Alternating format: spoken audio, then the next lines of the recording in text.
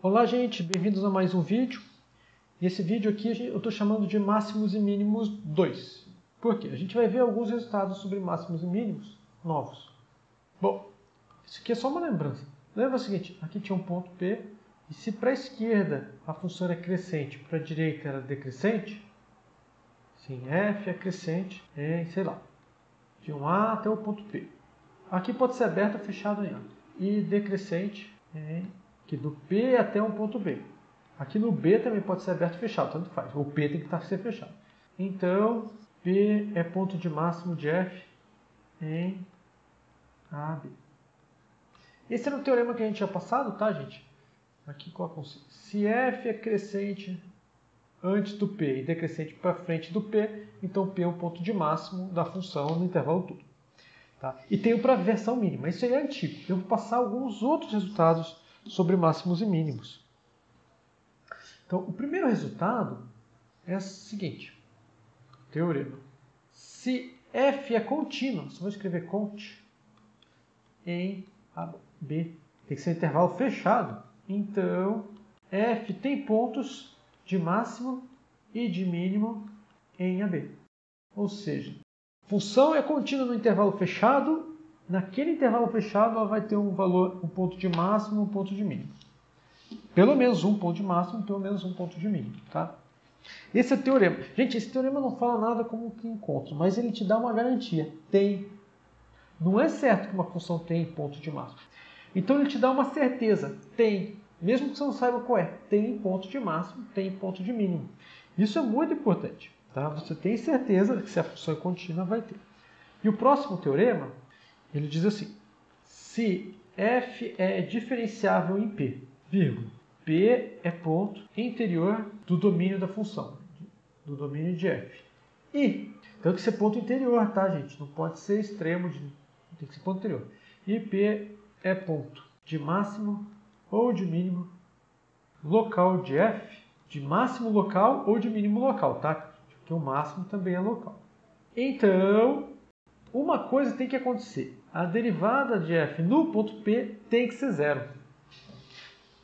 Se f é diferenciável um ponto, o ponto é ponto interior, se for ponto de máximo ou mínimo, a derivada tem que ser zero. O que a gente tira de conclusão disso? Que se você pega um ponto interior do domínio, a função é diferenciável, a derivada não é zero, não pode ser ponto de máximo nem de mínimo local. Ok? Então, com esses dois teoremas, a gente consegue bolar uma ideia de como encontrar pontos de máximo e de mínimo. Aqui, ó. Como encontrar os pontos de máximo e de mínimo de uma função f em um intervalo fechado de A até B. Ó, não pode botar infinito aqui, nem menos infinito, porque não fecha, tá? Como que a gente faz? Primeira coisa é ver. Primeiro, se f é contínua em AB, primeira coisa que se verifica, ela é contínua em intervalo fechado? Então, f tem pontos de máximo e de mínimo no intervalo AB. Tá bom, gente? Então verifica se ela é contínua, a primeira coisa. Por quê? Porque se ela não for contínua, pode ser que não tenha um ponto de máximo nem de mínimo. Pode ser que tenha ponto de máximo e não tenha de mínimo, pode ser que tenha de mínimo e não tenha de máximo. Se ela não for contínua, é outra história. Você não tem garantia. Deve você ter que fazer outra coisa. Por exemplo, estudar os intervalos de crescimento. Tem várias coisas que dá para fazer. Mas se ela for contínua no intervalo fechado, cara, você sabe que tem. Então essa é a primeira coisa que você verifica. Segunda coisa. Os extremos do intervalo podem ser pontos de máximos e de mínimo. Ok, gente? Então, como que você encontra? Primeiro você quer saber se tem. Tem. Um quer dizer se tem. Outra coisa, eu não sei se o ponto A aqui é um ponto de máximo ou de mínimo. Mas pode ser que seja. Pode ser que seja um ponto de máximo, pode ser que seja um ponto de mínimo. Mesma coisa o B. Ok? Então, fica com isso na cabeça. Com isso a gente tem dois candidatos. A e B, para pontos de máximo e mínimo, mas pode ter mais, tá? 3. Se o P agora não é extremo, o extremo pode ser, mas agora vamos pegar um ponto interior. Se P está no interior, né? Está em AB, melhorar isso aqui, é ponto de máximo ou de mínimo, então pode duas coisas acontecer. Ou F não é diferenciável em P, pode acontecer. E 2, ou F é diferenciável em P. Gente, olha só. Se ela for diferenciável em P, agora eu vou voltar para o teorema. Se F é diferenciável em P, P é um ponto interior, que é o caso, e P é ponto de máximo local ou de mínimo local, então a derivada é zero. Então, ou ela é diferenciável em P, mas se ela é ponto de máximo ou mínimo de F, ela é ponto de máximo ou mínimo local. O ponto aqui é interior. Se é diferenciável em P, então a derivada tem que ser zero. Então, vamos fazer um resumo? O resumo é assim. Resumo. 1. F contínua em AB implica que F tem pontos de máximo e mínimo em AB. Então, verifica se ela é contínua. Tem 2. A e B podem ser pontos de máximo e mínimo. Ok? 3. 1. Se P é um ponto no intervalo AB e F não é diferenciável em P, P pode ser ponto de máximo e de mínimo. É um caso assim, é um candidato. Então a gente já tem 3 candidatos, o A, B e os pontos onde a função não é diferenciável. E o 3,2 é o seguinte, se o P está no interior, não é nenhum ponto, e a derivada de F em P é zero, então P pode ser ponto de máximo ou de mínimo. Só esses. Só esses. Só esses. É um desses. Ou 2, ou vários desses. Só tem esses casos. Ou é um dos extremos, ou é um ponto interior. Se é ponto interior, vamos pegar aqui P ponto de máximo de F. Em AB, no intervalo fechado. Quem é P? Eu não sei quem é P. Primeiro, existe esse ponto de máximo? Existe, pela parte 1. A parte 1, ó, no resumo. Se F é contínua, então tem ponto de máximo. Pega o ponto de máximo. Quem é ele? Tem que achar. Pode ser o A, pode ser o B, ou pode ser que ele esteja no meio. Pode ser que ele esteja aqui, ó. Se ele está nessa situação aqui, ou F não é diferenciável em P, então quais são os candidatos? Todos os pontos onde a função não é diferenciável aqui dentro são candidatos. Ou a derivada tem que ser zero. Se a derivada é diferente de zero, não é candidato. Porque se ele é ponto de máximo ou mínimo local e ele é um ponto interior, a derivada tem que ser zero. Tudo bem? Esse é o resumo, gente. Esse aqui de baixo é um rascunho de como que usa o resumo. Então, o que a gente faz? O que fazemos? Se a função for contínua, só se a função é contínua, tá? Primeiro, encontramos os pontos do intervalo aqui de AB, nos quais F não é diferenciável. Esses podem ser pontos de máximo e de mínimo. Segundo, encontramos os pontos do intervalo aqui aberto, nos quais a derivada de F é zero. Terceira coisa, pegamos os pontos A e B. Um desses, ou que você encontrou no 1, ou que você encontrou no 2, ou o ponto A e B, um desses é ponto de máximo, pelo menos um desses é ponto de mínimo. Quais? Você calcula o F. Calcule F nesses pontos, aqueles nos quais F tiver o maior valor, serão pontos de máximo. E os de mínimo? Aqueles nos quais F tiver o menor valor, serão os pontos de mínimo de F. Vamos fazer um exemplo? Exemplo. Encontrar os pontos de máximo e mínimo de F, bem como os valores máximo e mínimo de F nesse intervalo aqui. Ó. Então, encontrar os pontos de máximo e mínimo de F, bem como os valores máximo e mínimo de F em menos 2, 10.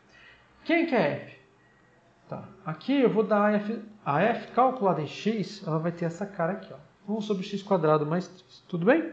Passo 1. Como F é contínua, por que F é contínua? Vou ter que colocar entre parênteses aqui. Pois é uma função racional, então F é contínua em menos 2, 10. Então ela é contínua nesse intervalo. Gente, a função F está definida em todos os reais. Ó, o denominador nunca se anula. Então o domínio dela não é esse intervalo fechado, ele é maior. Só que como ela é contínua em todos os pontos, ela é contínua nesse intervalo. Logo, F possui pontos de máximo e de mínimo em menos 2, 10. Tudo bem? Passo 2, derivar f. Gente, o número de passos você pode variar. Às vezes você coloca um passo comprido, às vezes você faz vários passos curtinhos. Tá? Bom, a derivada de f, esse aqui é muito simples. Eu vou fazer rapidão, tá, gente? Vai ficar menos 1, x² mais 3 a menos 2 vezes 2x. Tá? Você pode usar a regra do produto, você pode usar a regra da cadeia. Aqui não é a aula da regra da cadeia, então eu não vou dar muita explicação aqui, tá? Na prova você dá as explicações necessárias, tá bom? Okay? Bom, esse aqui é a derivada de f. Tudo bem? Que é para todo x real, inclusive, tá? Encontrar os pontos do intervalo aberto nos quais f não é diferenciável ou nos quais a derivada de f é zero. Esses pontos são chamados de pontos críticos. É um ponto onde a função ou não é diferenciável ou tem derivada nula, ponto do domínio, tá bom? Como f é diferenciável, basta encontrar os pontos do intervalo nos quais a derivada de f é zero. Mas, o quê?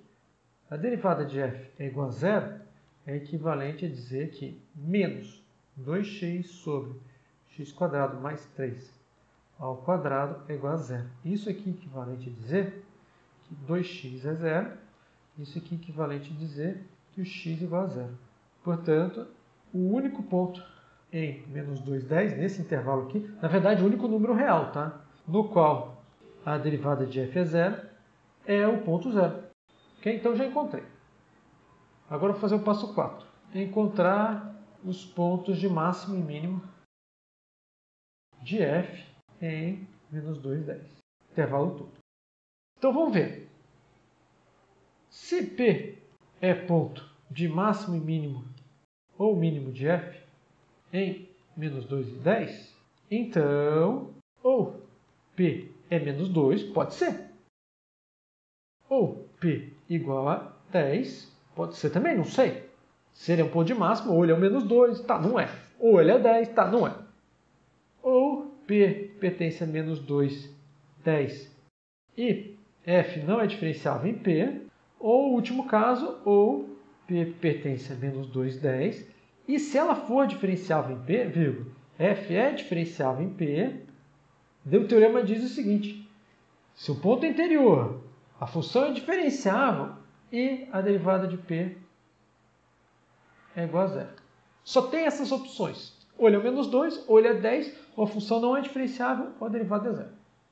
Dessa forma, os únicos candidatos a pontos de máximo e mínimo de f são os pontos menos 2, que é o intervalo direito, 0, onde a função a derivada é 0, e 10. Aqui eu vou colocar e 10. Pelo menos um desses é ponto de máximo e pelo menos um desses é ponto de mínimo de f. Você sabe que tem ponto. Pelo menos um é ponto de máximo, pelo menos um é ponto de mínimo. Se você achou 3, você não sabe qual que é qual. Como que você vai saber qual que é o de máximo e qual que é o de mínimo? Agora, você calcula o f no menos 2, o f no 0, 2. O que tiver maior valor é ponto de máximo, o que tiver menor é ponto de mínimo. Calculemos f de menos 2, f de 0 e f de 10. Vamos fazer isso? Vamos lá. F de menos 2 é igual a 1 sobre menos 2 ao quadrado mais 3, igual a 2 ao quadrado dá 4. 4 mais 3 dá 7. 1 sétimo. F de 0 é igual a 1 sobre 0 ao quadrado mais 3, que é igual a 1 terço. É um pouco maior. E f de 10 é igual a 1 sobre 10 ao quadrado mais 3, isso que é 1 sobre 103. Como o f de 10 é menor do que o f de 0, que é menor do que f de menos 2, qual deles é ponto de máximo? Esse é ponto de máximo, esse que é ponto de mínimo. Não tem outro jeito. Um deles é de máximo, que tem maior valor. Logo, menos 2 é ponto de máximo de f, vírgula, 10 é ponto de mínimo de f, vírgula. Qual que é o valor máximo? O valor máximo é... Opa!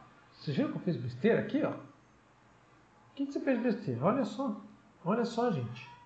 Aqui eu vou colocar f de menos 2 e aqui f de 0. 0 é o ponto de máximo, porque 1/3 é maior que 1/7, né?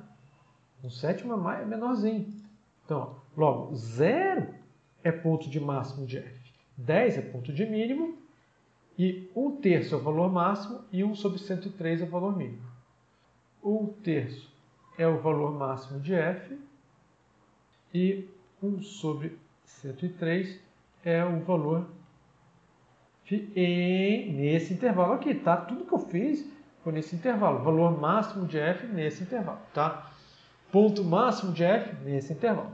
Tudo bem? Bom, então a gente fica por aqui, gente. É assim que a gente faz. Vocês façam muitos exercícios desse tipo, tá? E espero que tenham gostado. Espero que vocês se divirtam bastante brincando disso. Até mais então. Tchau.